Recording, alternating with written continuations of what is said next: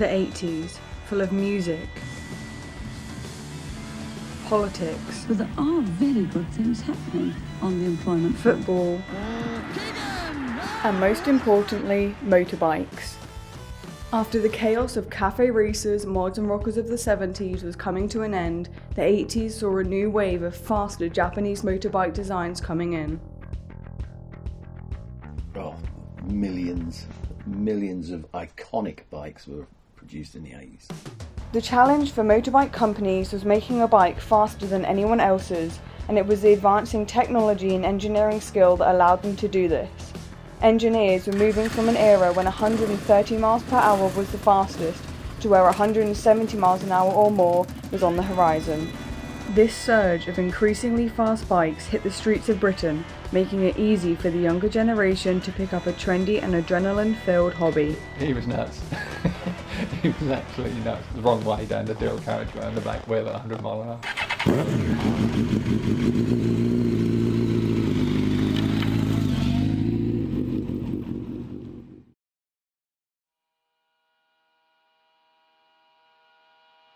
The 80s was brilliant for me because that was when I was growing up. That was when I was finding myself as a young man and as a man, and I had lots of friends, big friendship groups, all on motorbikes, and it was just fun.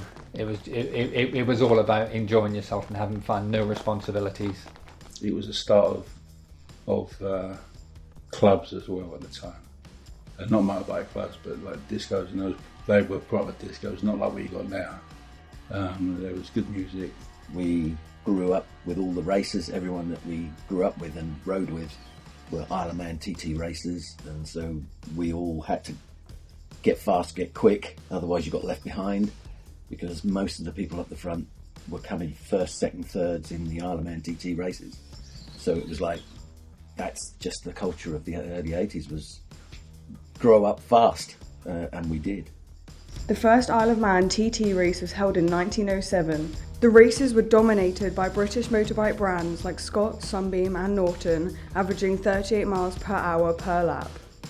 This was the start of motorbike racing as we know it today. Fast forward 73 years to the 80s, and big names like Rob McElner and Joey Dunlop are racing the new Japanese superbikes from the likes of Suzuki, Honda and Yamaha, averaging over 100 miles per hour. The TT is still being held to this day and is infamous for being one of the most dangerous and technical motorbike street circuits in the world. Everyone rode a bike when I was straight from school. Left school in '77. First bike I had at school, a moped. Everyone was buying Fizzes then, but I bought a TY50, which was a control bike, Yamaha 50 moped. I bought that mainly for work because I had a job as soon as I left school. The biggest thing for me was the smell. That two-stroke smell, that got you going then. Once you got that in you, that's it. Well, the first bike I owned was a Kawasaki KH250, and I bought that when I was 14, and for a couple of years all I actually did was take it apart and do it up and tune it and then put it back together and polish it, and so by the time I did actually get to ride it when I was 17, it was actually sparkling mint, lovely motorcycle. I did all my own bike stuff, did all my own mechanics. I've worked at just about every bike shop in Norfolk over the time, so I've worked a lot on bikes. In fact, I got to a point where I was so sick of working on bikes that I stopped for quite a few years because it was like, I've had enough. We all had a very good idea of how to maintain bikes. Not everyone was as good at it as others, but I think generally all of us would actually give it a lash and see if we could actually put our bikes back together again when we blew them up. Well, I had a Z650, Kawasaki Z650, and that caught fire under the seat. We parked up at the campsite. Didn't have no tools there, not basic roll tools. And I had some plasters, and I managed to put the fuses back with plasters, and that lasted me till I got it. And it was, I think I sold it like it actually. Although technology was advancing, the mechanical and electrical systems were still relatively simple. This was a great appeal to the young people, as fixing and modifying your own bike made it a cheap and fun way to get around. I was pretty late to the game. I was more or less on the back of a lot of the other guys' bikes. I had my bike, but I didn't have much money to get it on the road. So I then just fell into all my friends had bikes, motorbikes, and then all their friends had motorbikes. So it quickly became my life. It's like overnight almost. I think if you had a bike, I know if you met someone or knew someone that had a bike, then you were instantly you were mates, and you would immediately be able to talk about bikes. And if you were riding along and there was another bike that's going the other way, then you would always just raise your hand or tip your helmet, and you'd always say hello to each other. And that it felt to me very much like a brotherhood or a sisterhood, because they were girls obviously as well. Places like Zach's and other local hangouts would be a common place for bikers to meet new people with the same passion. Having a group of mates that all rode bikes was a huge part of the culture, creating memories that would last forever. We always used to go to Cheddar Gorge, and there's usually a group of maybe 6 or 7 of us on bikes. And I don't know if the weather has changed, but we always used to get great weather when we used to go down there. And Cheddar Gorge was the place we used to like to go, because the actual gorge itself is really a brilliant bit of road. There was, I remember there was an incident or a point where like 1 or 2 guys started to put their bikes, sort of stand them up and take pictures of their bikes, as you do. I always did. You always had to take a picture of your bike wherever you'd gone. And then another couple of guys said, "Oh, we'll jump in on that." And then there's a couple more bikes started to get put into the line and taking pictures. And then everyone just went, "Right, bike shoot." And then all of the bikes in the campsite just got lined up, and there was maybe 20, 30 bikes all in a line, and all the bikers. And it was just hilarious and great fun, and everyone was just sort of just enjoying the whole atmosphere and the camaraderie, I guess. But the most famous meeting place of all, known for the lawless antics of its die-hard biker customers, was the Ace Cafe. First opening in 1938, the Ace Cafe catered towards travellers and truckers, but the appeal of being open for 24 hours soon attracted bikers.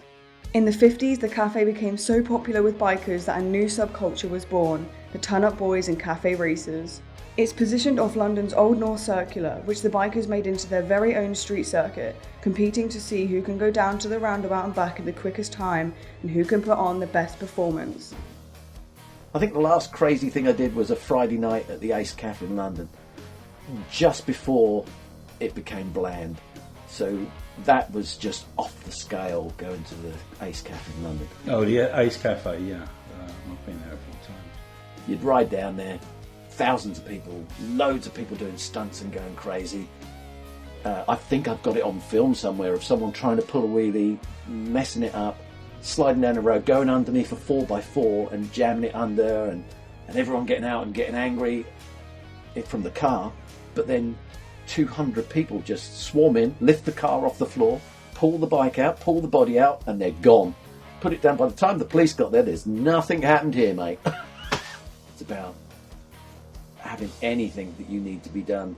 People stepping out, having such a huge family of 250 plus friends, all with bikes, that will be there no matter what happens. But the Ace Cafe wasn't the only place where crazy things would happen. So this has been mid to late 80s. There we were coming from Yarmouth back to Norwich, down past Brundle bypass. I was on the 750 Kawasaki, and my mate was on a 650 Kawasaki. The third guy, who was just bonkers, he was completely bonkers. He had now a gorgeous bike called a Z1R, Kawasaki Z1R 1000cc bike. But that was a very long bike, and we saw him racing straight up the hill towards the Brundle roundabout. And this is actually the truth. Then we watched him turn around and come back at us, and then as he approached us on the dual carriageway, he then just popped it into a wheelie, and he went between the two of us, like about 100 mile an hour on the back wheel, with his, and the thing, and me and my mate just opened up to allow him to do it. And the thing I can remember most about it is because that was such a long bike, it was just so tall. And as we went past, we looked up at the bottom of the engine going in the other direction. He was nuts. He was absolutely nuts. The wrong way down the dual carriageway on the back wheel at 100 mile an hour, or whatever. For the amount of times I've been on the road, I had one big accident, and I headbutted an engine block at 40 odd mile an hour, and it knocked me senseless for a little while. And I found it hard to get back on a bike, and everyone had clubbed together and gone, "Oh God, you know, he's in a bad way." I was like, "What's your name? I don't know who you are." Yeah, I've known him all my life, and I had no idea who they were. And it was that bad of like, I don't know what I'm doing. So they all clubbed together and went, "Right, we're going to Cadwell Park and we're doing a race meeting. We want you to come and pit for us." And it was like, "Really? I'm not really with it." "Yeah, you'll be fine. Come on.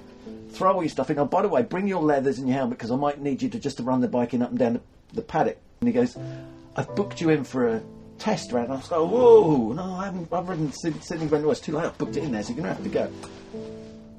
So they sent me out, but what I hadn't noticed was they were all there for me. No one had booked any races. They'd booked I was racing in 4 races and 4 practice sessions, and they were all there to pit for me.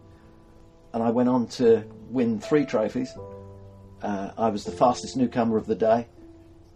I went bananas. But I ended up coming back from there a completely different person to who turned up at that racetrack, because didn't want to get back on the bike, didn't want to do that. And after that, it was like, I'm off again. I'm done. I'm ready. Thanks for fixing me. I'm going.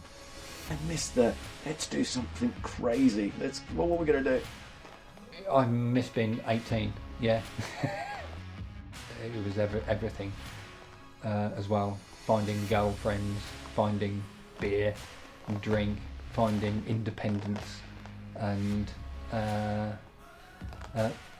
doing it all with mates, because I think the bike culture kept us together as mates, there was a group which all revolved around the bikes. With a more risk-averse society and bikes becoming more expensive and dangerous to ride, it's unlikely there'll ever be another decade of biking culture like the 80s. Whether it was the thrill of independence, customizing your own machinery, or going out and roaring through the streets with your mates, the 80s will always hold a special place in many bikers' hearts.